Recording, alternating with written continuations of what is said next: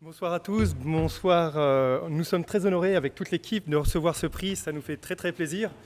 On va vous parler d'un projet qui s'appelle le projet PEPS, qui est un projet qu'on a fait au niveau du CEA. C'est un projet transverse qui relie de la recherche fondamentale et de la recherche appliquée. Et c'est deux mondes qui doivent communiquer, et là on a bien communiqué ensemble. Donc PEPS, qu'est-ce que c'est? C'est pour faciliter l'analyse de biomarqueurs dans le sang par spectrométrie de masse. Donc c'est tout un programme. Juste pour un petit peu comprendre, dans le sang, lorsqu'on fait une prise de sang, nous, ce qui nous intéresse, c'est des biomarqueurs. Et ces biomarqueurs, ce sont les protéines. Et ces biomarqueurs, c'est des molécules qu'on va pouvoir doser à l'intérieur du sang et qui vont être la signature d'une pathologie.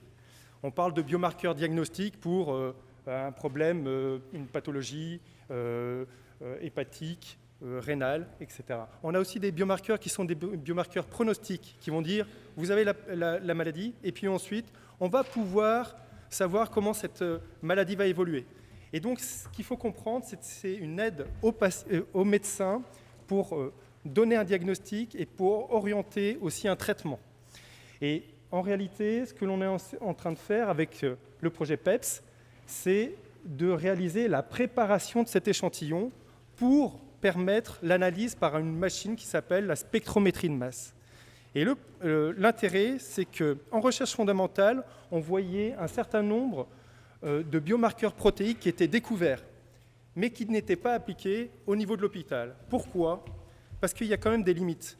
La préparation de l'échantillon pour obtenir ces molécules et pouvoir les doser, ce sont des molécules qui sont fragiles.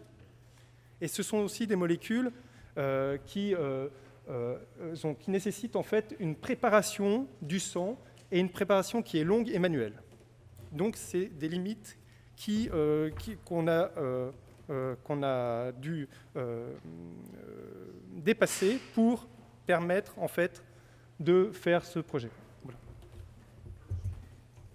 Donc l'innovation en fait, qui est proposée ici dans ce projet, c'est d'après le constat que vient de vous exposer Benoît sur les limites de l'introduction de la spectrométrie de masse pour doser les biomarqueurs. Donc pour dépasser ces limites, l'innovation, c'est d'intégrer et d'automatiser toutes les étapes de préparation de l'échantillon. En clair, ça veut dire qu'aujourd'hui, pour passer du sang jusqu'à l'échantillon qui va pouvoir être dosé, il faut environ 2 jours et des opérateurs spécialisés. Ce qu'on se propose ici, c'est d'innover en faisant passer ce protocole à 2 heures et de le rendre totalement automatique. Il va se réaliser dans un consommable en plastique qui aura le format d'une carte de crédit. Alors cette carte de crédit, c'est une carte microfluidique. Donc la microfluidique, c'est une technologie qui nous permet de manipuler de façon automatique des petits volumes de liquide, de leur faire subir différentes opérations. Donc là, on a cette carte, qui a un format de quelques centimètres carrés, qui va intégrer toutes les étapes dont on a besoin pour passer du sang prélevé chez le patient à l'échantillon qui va être analysé. Donc on va intégrer toutes les étapes nécessaires, de la calibration pour mesurer le volume, des fonctions de mélange, de vannes, de pompes, de déplacement des liquides, des réservoirs de réactifs, tout ça intégré sur la carte. Et en combinant et en séquençant correctement ces étapes, on va pouvoir reproduire ce que fait l'opérateur spécialisé, mais de façon automatique et reproductible. Et donc pour piloter cette carte, nous avons conçu une machine. Donc là, nous sommes pris dans le cas de l'hôpital. Et du coup, on a fait une première approche par une étude marketing, par un bureau de marketing intégré au CEA. Et nous avons élaboré un premier concept de machine avec un collègue designer. Et de ce concept, en fait, on a étudié tout l'environnement de la machine dans son cas d'application qui est l'hôpital, afin de déterminer tous les éléments nécessaires pour concevoir cet instrument.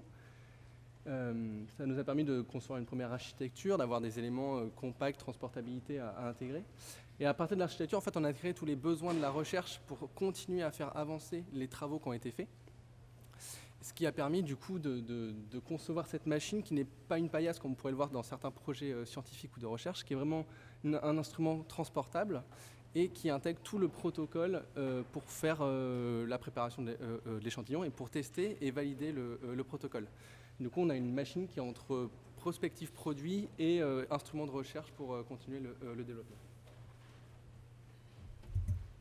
Voilà, et donc je terminerai en présentant l'environnement qui a permis d'arriver à ce développement. Donc aujourd'hui, on a une machine qui est fonctionnelle, qui a été donc développée en interne grâce à la collaboration et à la bonne synergie de toutes les équipes en partant des besoins de la recherche fondamentale, les équipes de recherche appliquée, également le centre d'innovation qui nous a permis de penser, en partant de la recherche fondamentale, de penser directement à un produit qui ensuite peut être commercialisable et vendable.